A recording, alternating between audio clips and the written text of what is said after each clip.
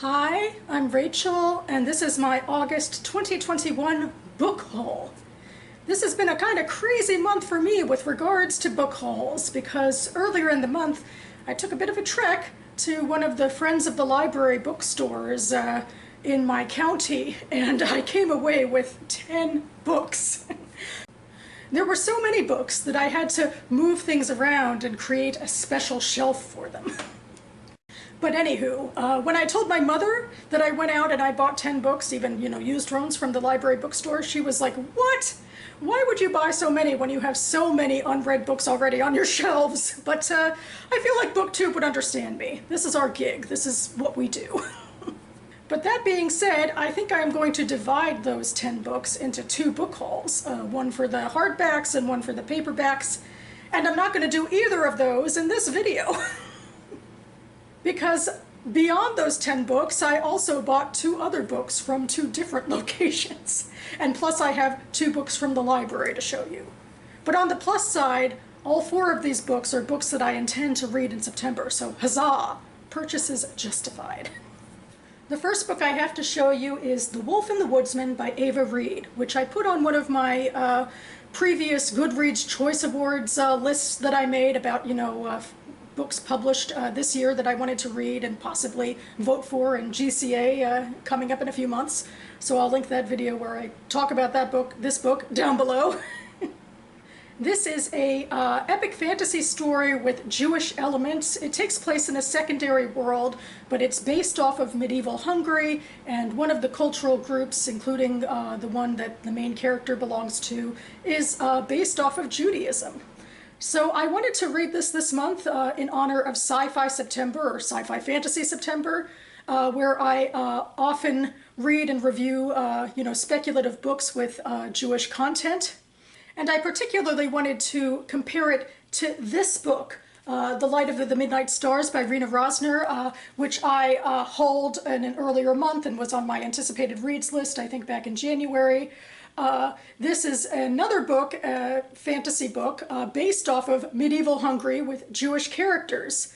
This medieval Hungary is a little closer, I believe, to the real medieval Hungary, just with a few, twists and turns to make characters with magical properties, but otherwise we're in medieval Hungary, or, her interpretation of it. But anyway, that was exciting to me. Both of these books are new releases for 2020. I'm sure I put this one too on another GCA video about all books that I'll be reading this year. So in fact, I guess I'll be comparing these books not only for a video later this month, but against each other to see if I'll vote for one over the other in GCA at the end of the year.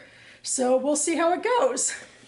The second book that I bought this month that I'll be sharing this month is The Church of Wrestling by Emily Thomas Money. This is a small press book published by Split Lip Press, and I will link to them down below. It is a very short novella, under 100 pages, and I'll read from the back about what it's about. 11-year-old Jenny Arsenault is an undefeated wrestler, thanks in large part to the guiding principle her father has taught her: strike first. But she's eager to try another principle. At the 1992 Canada East Championship, she defies strike first and loses the gold. It's not the only loss that day. Her mother also dies, launching her father into an intercontinental search for the answer to an impossible question. How do you strike first at death?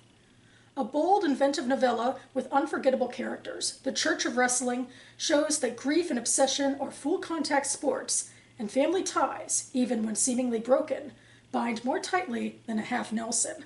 So yeah, I'm excited for this one. The idea of the metaphor of, sports and grief, and, this is a nice size for it, not to get too out of hand, a little novella to explore that.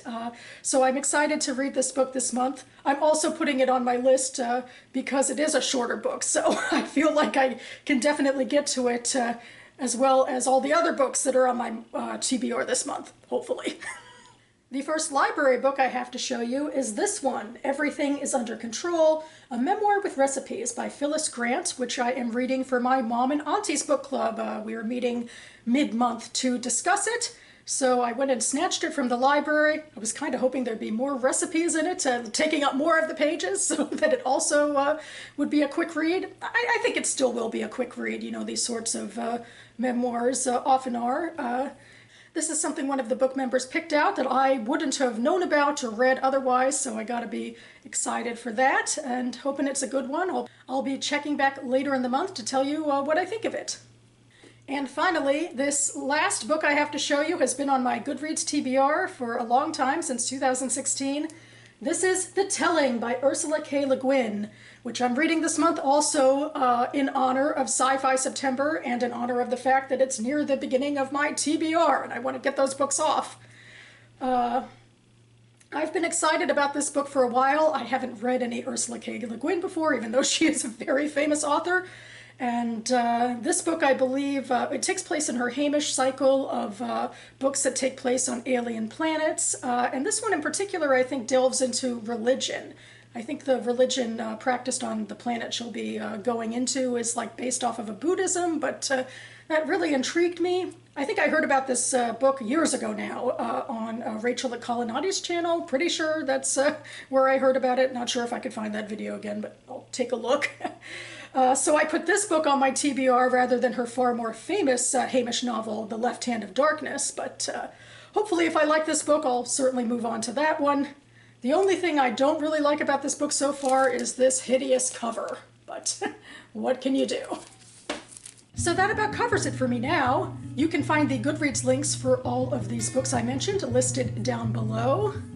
I'm going to be taking a little bit of a break from this channel. Not too long, probably about a week, give or take a few days, because I didn't really have any major videos planned for the near future. I mean, I know as a small fry booktuber, maybe I should have coerced myself into thinking something up that could bring some views to this channel, but I have a lot going on. You know, I have the BookTube prize reading that I really should get a move on now that we're halfway through our judging round for the finals. Rosh Hashanah is coming up pretty soon, so I have to prepare for that. And at work, my contract year is ending, so there's a lot that we're getting into place to wrap up this contract we're doing. So I think maybe it's a good time to take a step back, and honestly, it's not that much of a step because I do plan to be back here on this channel in early September, maybe the later parts of the single digits, with a page 112 tag. So stay tuned. Thanks so much for watching, everyone. Hope you're having a great end to your August. And I'll see you next time.